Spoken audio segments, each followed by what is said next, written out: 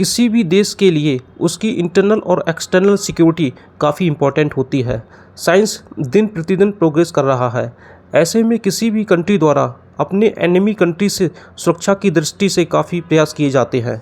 कोई भी देश अपनी सुरक्षा तभी कर सकता है जब उसके पास मॉडर्न हथियार और अच्छी क्वालिटी की टेक्नोलॉजी हो। आपने कभी ना कभी रडार के बारे में तो सुना ही होगा।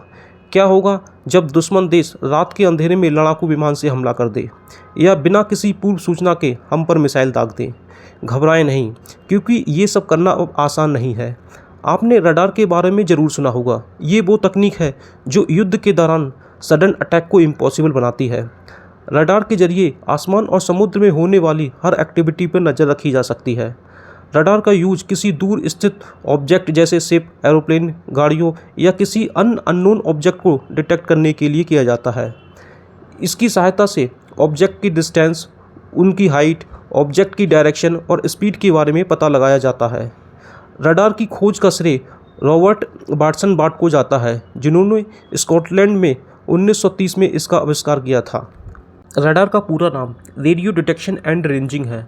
रडार एक ऐसा डिटेक्शन सिस्टम है जो रेडियो वेव्स के माध्यम से किसी भी वस्तु की रेंज, एंगल और वेलोसिटी का पता लगाता है।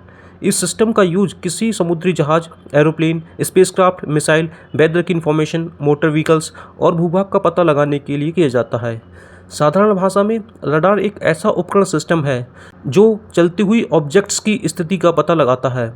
आसान भाषा में कहें तो रडार द्वारा ऑब्जेक्ट का पता लगाया जाता है, चाहे वस्तु हवा में हो या पानी में हो या भूमि पर।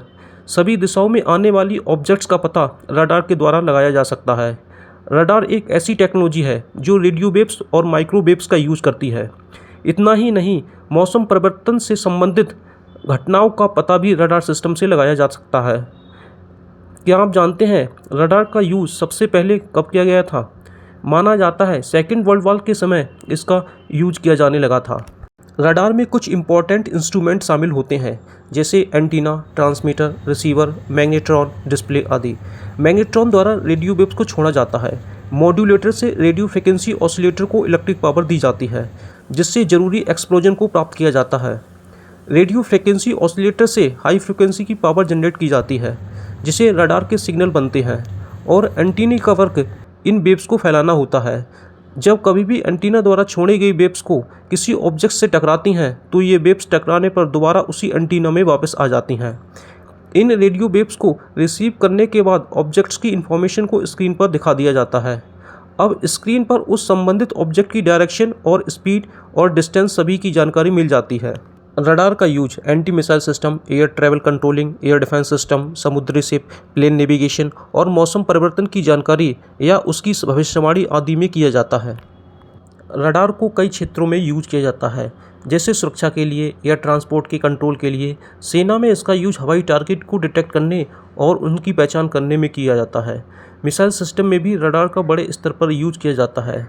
मैप में दुश्मनी इलाकों की पहचान करने और उन्हें टारगेट करने में, विमानों की स्थिति का पता लगाने और उनके मार्गदर्शन के लिए, रिमोट सेंसिंग और हवाई जहाज के लिए सही मार्ग की जानकारी देने और समुद्र में बर्फ़ की निगरानी के लिए रडार का यूज़ किया जाता है। ग्राउंड ट्रैफिक को कंट्रोल करने के लिए और अंतरिक्ष क्षेत्र में किसी ग्रह पर लैंडिंग करने या अंतरिक्ष यान को सही रूट की जानकारी देने के लिए रडार का यूज़ किया जाता है। रडार के यूज से आकाश में होने वाली किसी भी डाउटफुल हलचल का पता लगाया जा सकता है, चाहे धुंध हो या अंधेरा।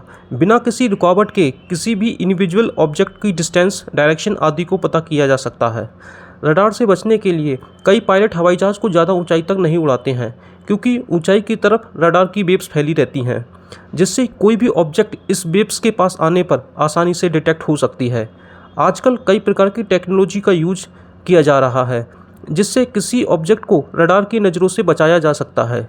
रडार से बचाव के लिए कई बार ऐसे सिग्नल भेजे जाते हैं जिससे रडार को सही वस्तु को डिटेक्ट कर पाना मुश्किल हो जाता है और रडार सही टारगेट को नहीं पहचान पाता है।